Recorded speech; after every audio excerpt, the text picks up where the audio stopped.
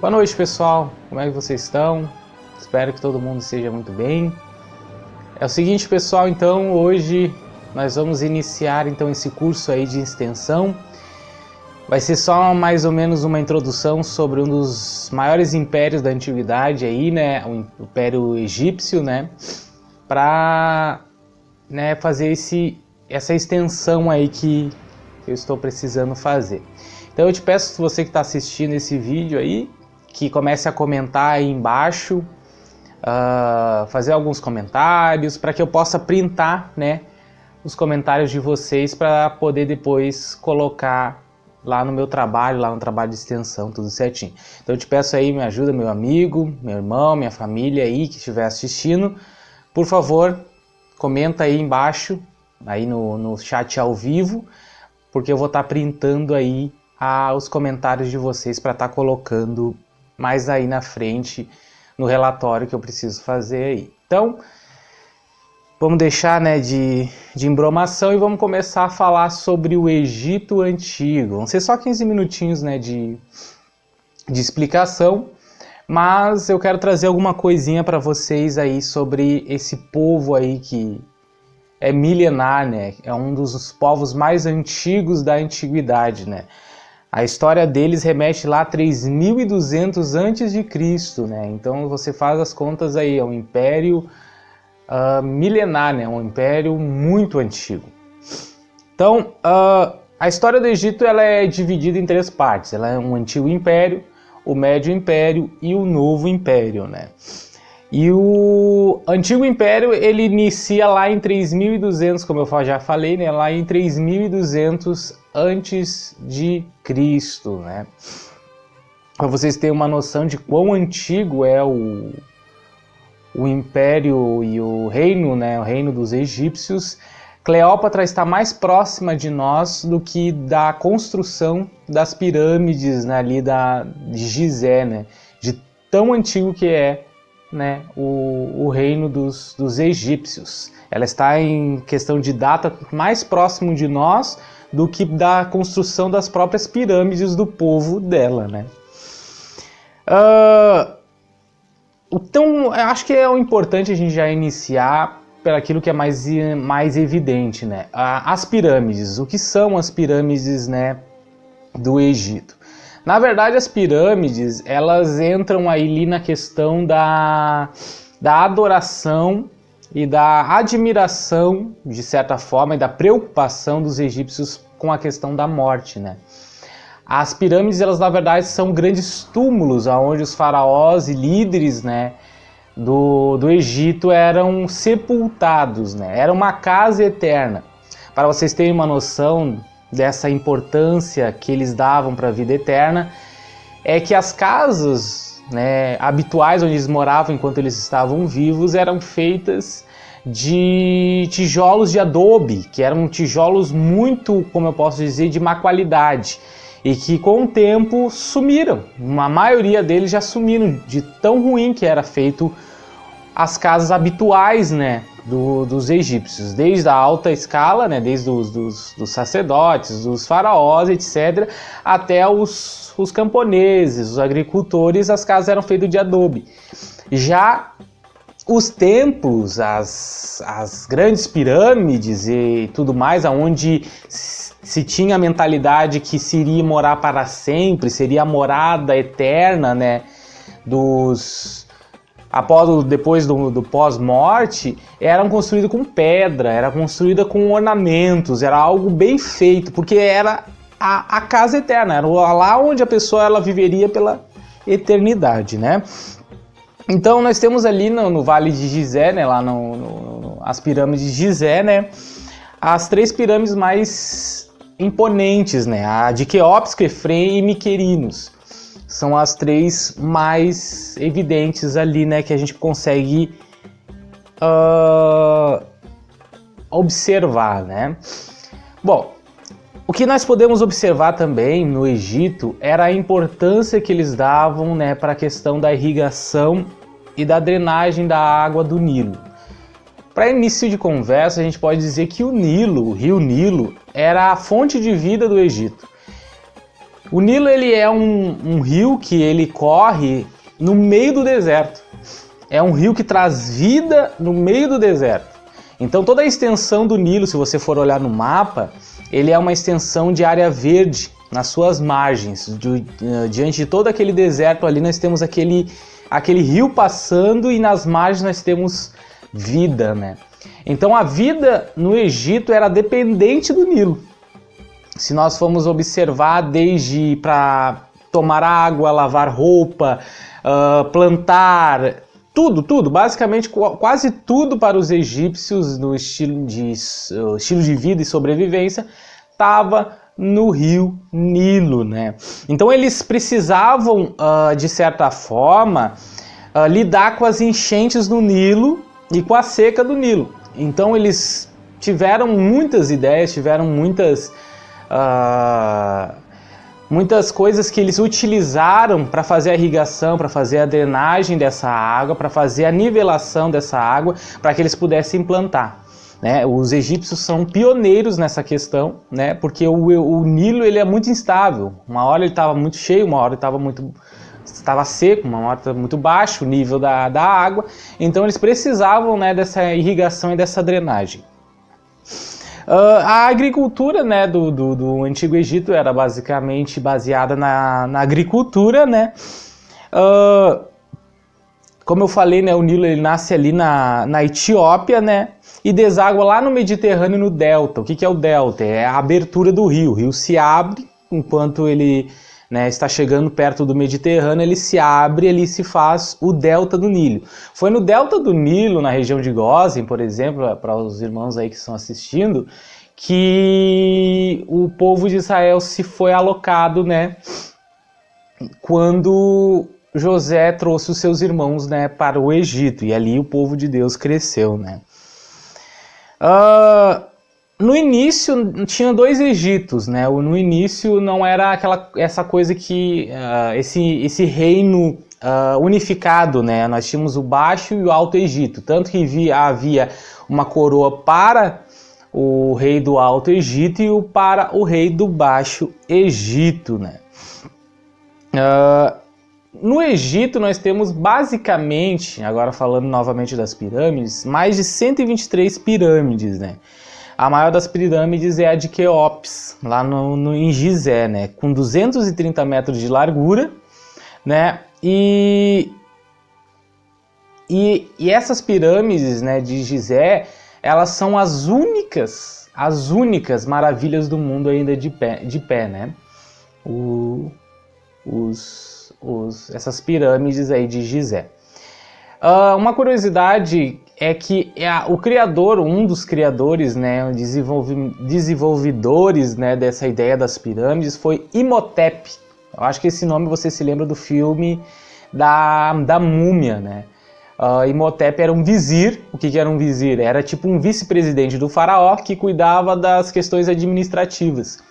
E Imhotep ele foi um dos criadores da pirâmide escalonada, que era uma pirâmide com degraus, que foi se desenvolvendo até se tornar as pirâmides, né, que nós conhecemos aí hoje. Então, ficou entendida essa questão, né, da irrigação do Nilo, a importância do Nilo, a importância de se trabalhar no Nilo para se plantar e tudo mais, e das pirâmides, né, que eram vistas como lugares, moradas eternas, né, mausoléus para que fosse sepultado os reis e os faraós. No início do Egito, só reis e faraós podiam ter a vida eterna, ou seja, ser sepultados, receber o rito da mumificação, que eu já vou falar um pouquinho agora.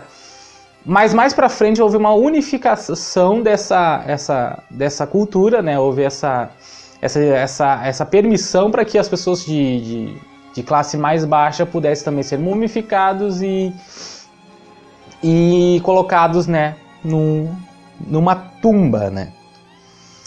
Bom, os egípcios, agora eu vou falar um pouquinho de religião, né, um assunto que eu gosto bastante, religião e rituais. Os egípcios, eles eram politeístas, então o panteão, né, que a gente fala, o conjunto de deuses dos egípcios era muito grande. Tanto que tinha alguns egípcios, tinha algumas cidades egípcias, né, que tinham deuses em cada lar, em cada casa tinha um deus, os deuses do lar, né, Em cada casa tinha um deus. Mas aí tinha um panteão dos deuses principais, que era Ra, né, Amon, nós temos aí Anubis e por aí vai. Vários deuses, e a maioria desses deuses eles tinham a ver com alguma característica do dia a dia dos egípcios, né? Nós tínhamos o deus Nilo, que simboliza o Nilo, nós temos Ra, o deus Sol, Anubis, né? O deus que leva o barqueiro da morte, né? O chamado barqueiro da morte. Então Apis, o deus da agricultura, nós temos Hathor, a deusa da fertilidade. Então são vários tipos de deuses e uma das curiosidades que a gente pode colocar aqui sobre os egípcios é que eles não separavam vida circular da vida religiosa. Hoje a gente é muito comum essa questão, eu tenho minha vida religiosa e tenho minha vida no mundo, né, circular. Não, para os egípcios era tudo a mesma coisa, tudo estava ligado. Para eles a vida religiosa e a vida secular era a mesma coisa, não tinha diferença nenhuma, né? A maioria desses deuses, eles tinham características animais, né? Nós podemos ver nos hieróglifos, né? Hieróglifo, só para abrir um adendo aqui, significa escrita sagrada. Era uma escrita criada para ser colocada em templos, para ser lida por sacerdotes, ou seja, a maioria do povo egípcio não sabia nem ler. Então a maioria não sabia nem ler, mas se admirava, né, com a beleza dos hieróglifos, com a beleza das escritas sacerdotais e religiosas. Né? Anubis era, por exemplo, voltando agora à questão dos deuses, Anubis, por exemplo, era um cão, né, um chacal, você já deve ter visto isso. Tote era uma ave, né? Hathor era uma vaca, né? Na maioria das vezes era um ser humano com cabeça de animal. Algumas vezes era um animal completo, ou muitas das vezes também era só um ser humano. Então, existe essa diversificação de representações de cada deus, né? Mas certa vez houve um homem, só vou comentar bem rapidinho, chamado Akhenaton, um faraó que decidiu colocar sobre o Egito o monoteísmo, que era a adoração a um deus só. Ele queria que o povo todo adorasse somente a Atom, o deus que para ele era o único, né? O que aconteceu com isso? Akhenaton foi rejeitado, né? Depois da sua morte, tudo que ele fez foi destruído, né? E até o seu nome foi apagado, né? Dos monumentos, né? Essa atitude de apagar o nome da pessoa dos monumentos, ela é uma atitude de esquecimento. Eles acreditavam que se tu apagasse o nome da pessoa de um monumento, de uma escrita hieróglifa na parede, essa pessoa ela ia ser esquecida pela eternidade, né? Bom, então vamos passar para a mumificação, né? O que é a mumificação, a famosa mumificação? Primeiramente, a pessoa quando ela morria, eles colocavam ela numa espécie de mesa, uma mesa especial realmente para mumificação, e eles retiravam primeiro as vísceras da pessoa de dentro, depois eles pegavam um gancho, enfiavam no nariz e arrancavam o cérebro, né? Eles pegavam então um vasilhame de água e sal e untavam o corpo por 70 dias, né? Depois ele era preenchido com serragem e com textos mágicos, né? Para que a pessoa ela pudesse voltar, né, ao seu corpo após a morte. E depois disso ele era enfaixado, né? E colocado dentro, né, do local, né, da morada eterna dessa pessoa, né? Então os egípcios eles tinham essa ideia de vida após a morte muito, né, característica deles, né? Mas não que eles não dessem, né, bola para para a vida em si. Na verdade, não, isso é uma lenda. Na verdade, os egípcios não viviam aficionados na morte. Na verdade, eles davam muito valor, sim, também para a vida, né? Então, nós temos então aí agora, eu quero explicar para vocês, nós temos aí agora o líder, né, do povo egípcio, que seria o faraó. O faraó era visto como um deus, na verdade, né, um deus encarnado, por isso que ele era adorado como tal, né. Nós tínhamos então, após o faraó, nós tínhamos os escribas, né, que eram aqueles que eram versados na linguagem hieróglifa, demótica e hierática, né, que são os 3 tipos de linguagem que os egípcios utilizaram, né. Vou ter que correr um pouquinho mais, tá? Nós tínhamos os nobres, né, da realeza, nós tínhamos os soldados, os artesãos e os escravos, né, no final ali da base dessa pirâmide social, né. A mobilidade social era quase nula, não existia, não tinha como você deixar ali de ser um artesão ou de ser um escravo e subir, né, de patamar. Era muito raro, na verdade, né, não que não fosse possível, né. As mulheres, elas tinham um papel até que muito importante na sociedade egípcia, não era uma coisa nula que nem nós vemos em outras sociedades, elas eram importantes até, elas tinham direitos a propriedades e a heranças. Era evidente a importância das mulheres, tanto que nós vemos na história do Egito várias mulheres faraós, né? Como Cleópatra, nós temos Hatshepsut também, ela possível mãe adotiva de Moisés, que ela também se tornou faraó, né? Então, nós temos aí vários tipos de mulheres de suma importância, né, para o Egito Antigo. Bom, nós temos no meio da história egípcia os períodos intermediários, que são períodos onde o povo egípcio foi dominado por outros povos. Nós temos aí entre o antigo império, o médio império e o novo império, esses períodos intermediários onde eles foram dominados, né, onde o povo egípcio foi dominado por outros povos, dando depois disso, após novamente a retomada do poder, início aos novos períodos, né, o médio ou o novo império. Nesses períodos nós temos, né, a dominação dos Hyksos. Isso é importante a gente entender, porque os Hyksos eram um povo pastor, e esse povo pastor ele vinha, né, da direção lá da região de Canaã, né, na região ali do Oriente, para tomar, né, a posse do governo do Egito. Então, provavelmente, quando José foi para o Egito, os Hyksos estavam no poder, nesse período intermediário aí. Então, quando os Hyksos estavam no poder, foi muito mais fácil para que José pudesse ser implementado e trazer o povo dele, né, trazer o seu pai, a sua família para o Egito, porque os Hyksos eram pastores também, eram semitas, assim como José e a sua família. Então, por isso que houve uma facilidade para que ele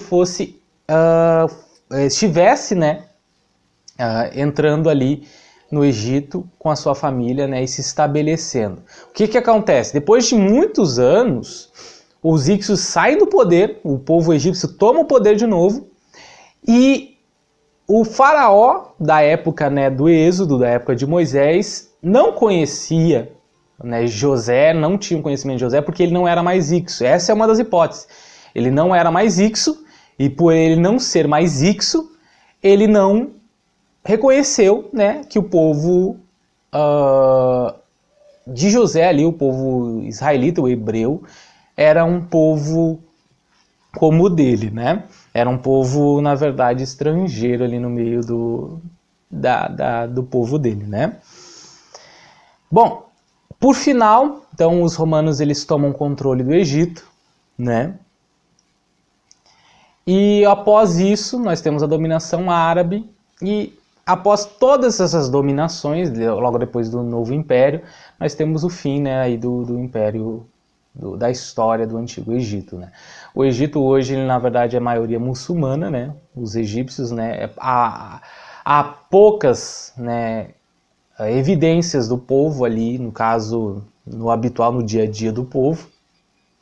Os egípcios acabaram sofrendo muito com essas dominações romanas e árabes, até realmente o final, né, do seu reino. Bom, mas então é isso aí, pessoal. Eu quero agradecer vocês aí por estarem acompanhando até o momento. Eu peço que vocês comentem, continuem comentando aí, botando certinho, legal, para que eu possa estar printando aí. Se vocês tiverem alguma dúvida, alguma pergunta, já podem colocar aí, porque eu estou aí no chat, eu posso estar respondendo vocês, tá? Muito obrigado, que Deus abençoe vocês. É nóis!